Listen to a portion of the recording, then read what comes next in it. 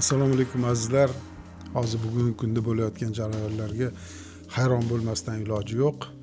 Butun jahonda bo'layotgan keskin voqealar o'z yo'liga, lekin bizni O'zbekistonda ham ajoyib g'aroyib ishlar bo'lmoqda. Joriy yilning 25-fevral kuni 10-sinf o'quvchisi Doniyor Turg'unov BMW avtomashinasida yo'l patrul xizmati xodimini urib ketdi. U boshqarib yurgan avtomashina yuvish shoxobchasidan ruxsatsiz olinib ketilgan. Bu haqda Bosh prokuratura xabar berdi. Ma'lum qilinishicha, Toshkent shahar Mirobod tumanida voyaga yetmagan shaxs tomonidan yo'l patrul xizmati inspektoriga zarar yetkazilgan holat yuzasidan tergov harakatlari olib borilmoqda. Dastlabki tergov ma'lumotlariga ko'ra, 2010-yilda tug'ilgan o'quvchi, maktabning 10-sinf o'quvchisi jamiyatda yurish-turish qoidalarini mensimay, ijtimoiy tarmoqlarda o'zini ko'rsatish va turli xil chet elda ishlab chiqarilgan avtomashinalarni maqtanib namoyish qilish maqsadida huquqbuzarliklar sodir etib kelgan. Muqaddam ham avtomashinani boshqarib yo'l patrul xizmati xodimlarini to'xtash haqidagi qonuniy talablarga bo'ysunmagani uchun joriy yilning 9-yanvar kuni uning otasi sud qaroriga asosan ma'muriy javobgarlik to'g'risidagi kodeksning 47-moddasi bilan ma'muriy javobgarlikka tortilgan edi. Shunga qaramasdan noqonuniy harakatlar davom ettirilgan.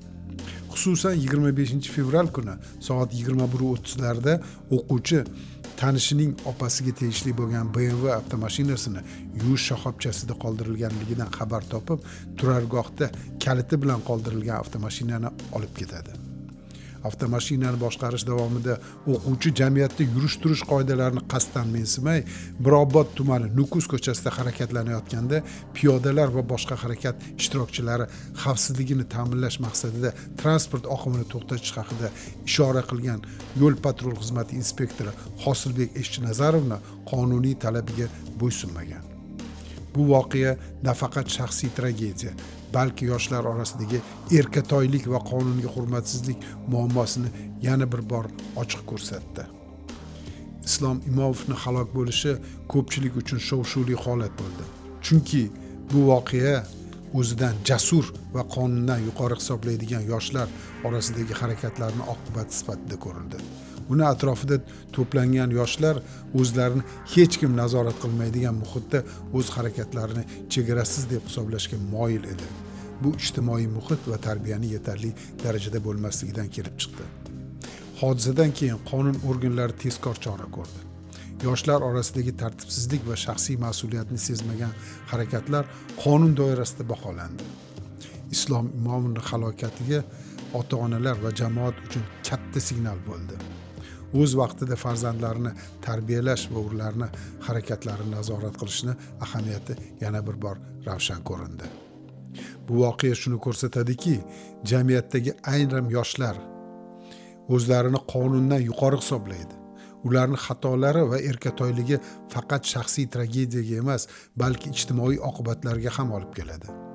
Hozirda ushbu ish bo'yicha tegishli huquqiy choralar ko'rilgan bo'lib, yoshlar uchun ogohlantiruvchi signal sifatida xizmat qiladi. Toshkent shahrida sodir bo'lgan bu voqea ota-onalar, pedagoglar va jamoatchilik uchun ijtimoiy tarbiya, qonunga hurmat va shaxsiy mas'uliyat masalasida fikr yuritish uchun zarur holat sifatida tarixga kirdi. Azizlar, bu kabi holatlarga jiddiy qarash kerak. Xudo rahmat qilsin, marhum inspektorga bugungi kunda ko'pchilik achindi. Unga jasorat ordeni ham berildi o'limidan keyin. Lekin endi foydasi yo'q, chunki u bu dunyoni tark etdi.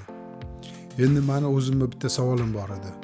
Shu yigitni xato qilgan, gunoh ish qilgan yigitni otasi vijdoni qiynalmasmikan? O'zichi butun umr bir insonning hayotiga zomin bo'lganini bilib yashash og'ir bo'lsa kerak.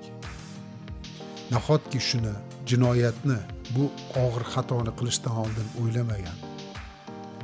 Xo'p, o'ylamagan bo'lishi mumkin. Otasichi, nahotki farzandini shu darajada erkalatib yubordi. Endi azob kimga bo'ladi? O'zini farzandi va o'ziga-ku. Nahotki biz har bitta narsani, voqeani, og'ir jinoyatni oqibatlarini bilmasdan turib xato qilishga moyilmiz. Shuning uchun azizlar, bunaqa xatoni qilmaslik uchun juda ham mas'ul bo'lish kerak. Chunki har bir inson o'zini farzandini qadrlaydi. unga tarbiya ham berish kerak.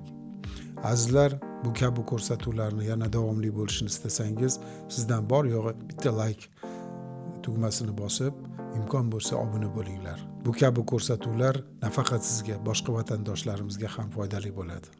Sog' salomat bo'linglar.